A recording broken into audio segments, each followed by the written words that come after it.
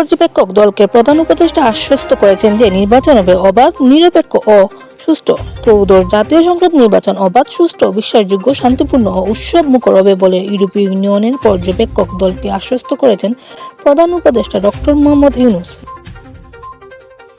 রোববার 11 জানুয়ারি রাষ্ট্রীয় অতিথি ভবন যমুনায় প্রধান উপদেষ্টার সঙ্গে সাক্ষাৎ করেন ইইউ নির্বাচন পর্যবেক্ষণ মিশনের প্রধান পর্যবেক্ষক ইভার্স আইজাবস।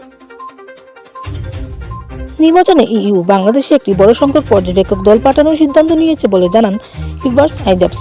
প্রধান উপদেষ্টা তাকে আশ্বস্ত করে বলেছেন, আসন্ন নির্বাচন ও গণভোট হবে অবাধ, সুষ্ঠু, বিশ্বাসযোগ্য, শান্তিপূর্ণ ও উৎসব মুখর। দেশে সর্বত্র নির্বাচনের জোয়ার চলছে জানিয়ে ডক্টর মোহাম্মদ ইউনূস বলেন, নির্বাচন কমিশন ও অন্তর্বর্তী সরকার নির্বাচন আয়োজনের জন্য পুরোপুরি প্রস্তুত রয়েছে এবং সব রাজনৈতিক দলের জন্য সমান সুযোগ নিশ্চিত করা হবে। নির্বাচনের নিরাপত্তা ব্যবস্থা প্রসঙ্গে প্রধান উপদেষ্টা জানান, দেশের ঝুঁকিপূর্ণ ভোট কেন্দ্রগুলোতে নির্বাচন নিরাপত্তা বাহিনীর সদস্যদের বডি অন ক্যামেরা থাকবে। এসব ক্যামেরা একটি কেন্দ্রীয় অ্যাপের মাধ্যমে উপজেলা, জেলা, বিভাগ ও ঢাকা থেকে সরাসরি মনিটর করা হবে। সব কেন্দ্রেই থাকবে সিসিটিভি ক্যামেরা।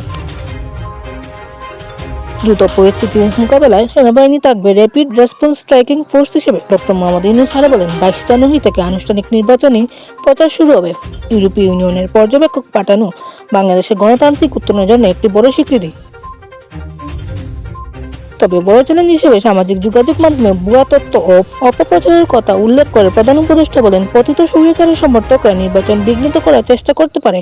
এসব মোকাবিলায় নিরাপত্তা বাহিনী সম্পূর্ণ প্রস্তুত রয়েছে। উল্লেখ্য, প্রধান নির্বাচন কমিশনার AMS নাসিরউদ্দিনের ঘোষণা অনুযায়ী এই নির্বাচন অনুষ্ঠিত হবে 12 ফেব্রুয়ারি 2024 বৃহস্পতিবার। সালমা ইসলাম, দেশ 24 লাইভ, সিলেট।